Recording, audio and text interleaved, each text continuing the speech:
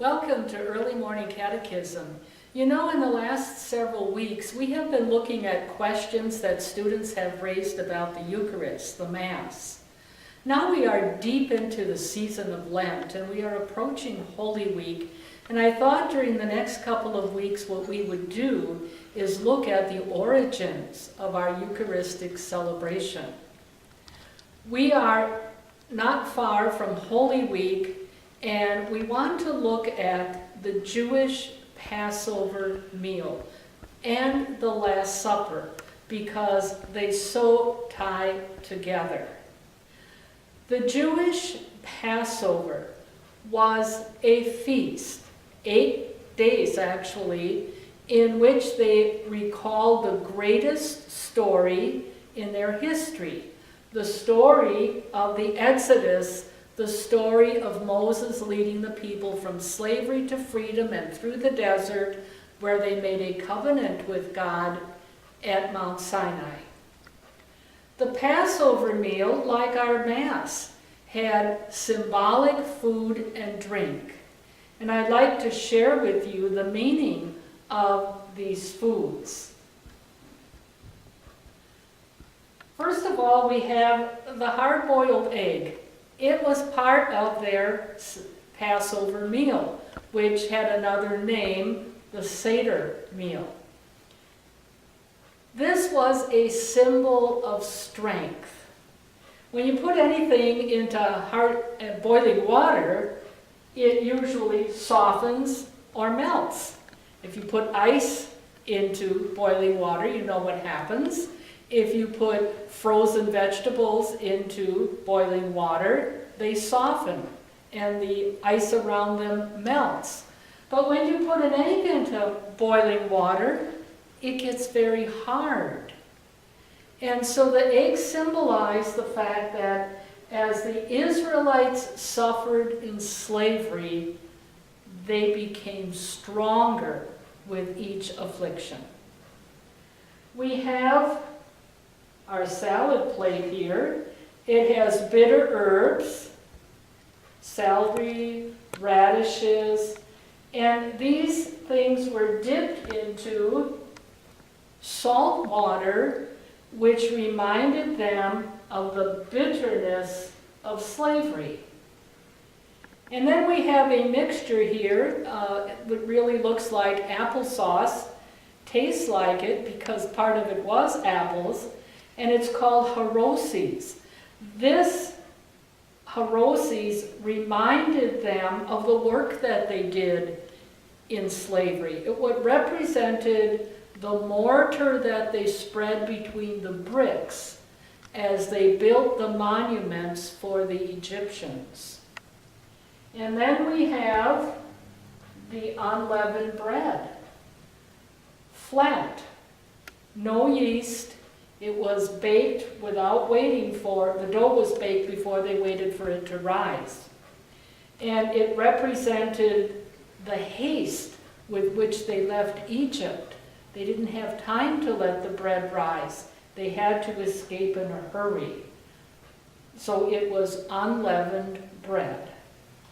And then they had wine, the sign of joy, the sign of the covenant. There were actually 4 cups of wine used at this meal. The cup of thanksgiving, the cup of remembrance, the cup of blessing, and the cup of consummation. The food I don't have with me is the roasted lamb.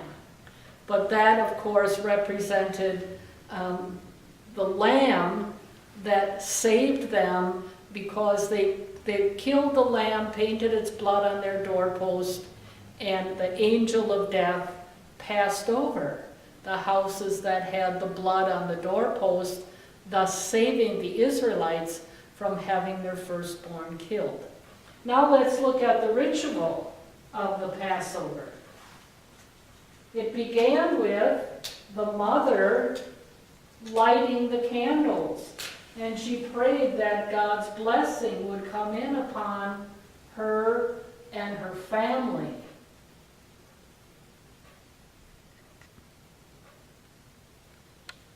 And then meal proceeded.